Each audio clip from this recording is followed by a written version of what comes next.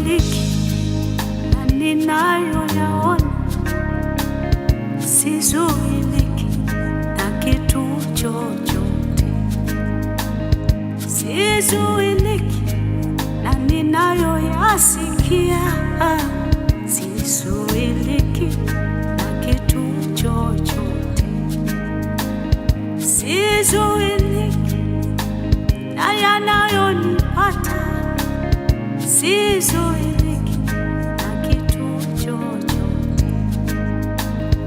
Iwe ni miamba mikubwa, iwe ni mibanji,